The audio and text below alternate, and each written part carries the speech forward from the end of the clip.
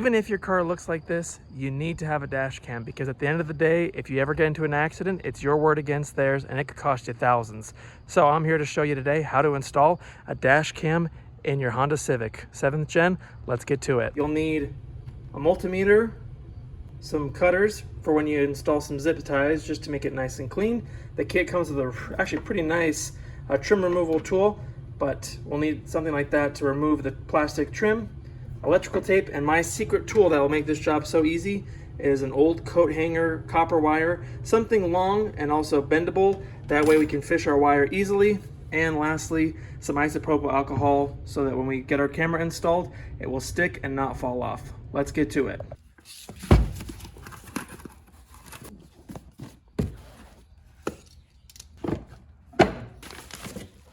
So for installing a dash cam, we want to find the start and the stop. So obviously we're going to put the camera up here, and then we want to find a fuse box, which fortunately is very convenient. Most of the time, most models have something between the driver's side door and this panel, or underneath here. And as you can see, if we go here, got plenty of fuses that we can tap into.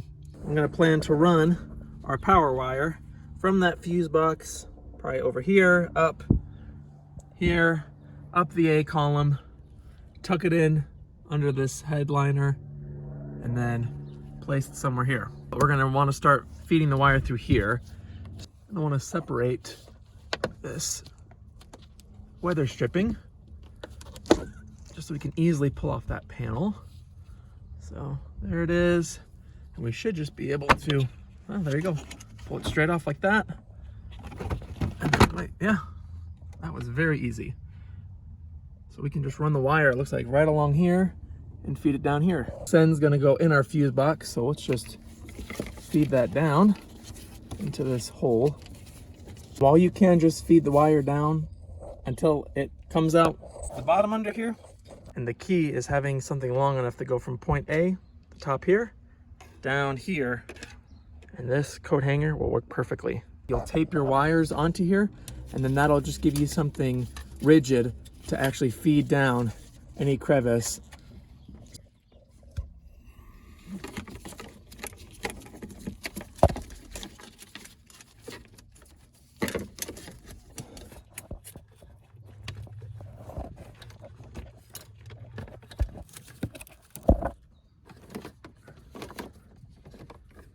So we're going to remove this panel here by just twisting these clips 90 degrees and then pulling down and out.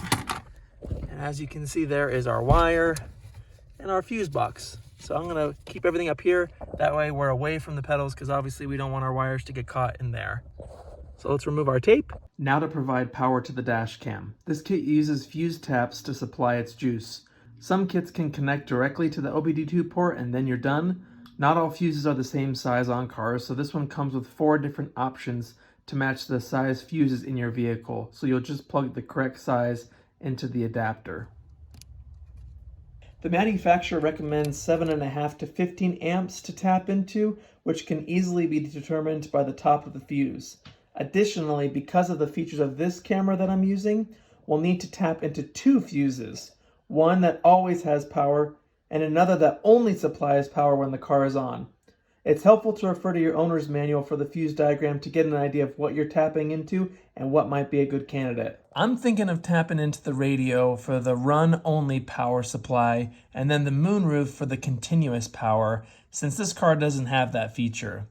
I'll plan to just downgrade to a 15 amp fuse since it's powering nothing, but any other fuse spot that had continuous power would work just fine as well. This is more for convenience.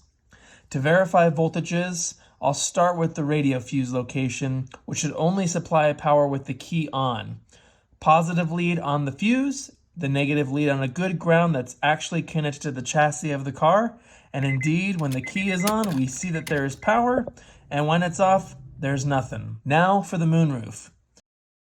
Whether or not the key is in, a continuous 12 volts is present. So we have verified our 2 power circuits. Boom. Now we'll pull the fuses, install them into the taps, and then place the taps into the respective fuse locations. And it's as simple as that. We have our power now.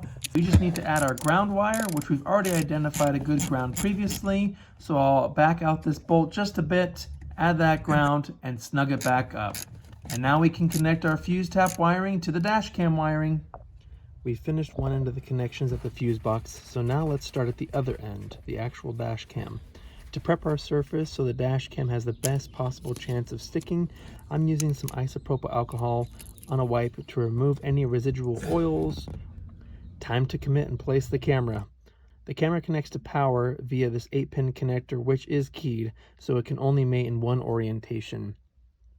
With that connected, I now work back to conceal the wiring by tucking the wiring above the windshield into the headliner gently, and as we get to the A column, I think it makes sense to follow the factory wiring and just use some zip ties to keep everything neat and out of the way so that we can get this trim back on.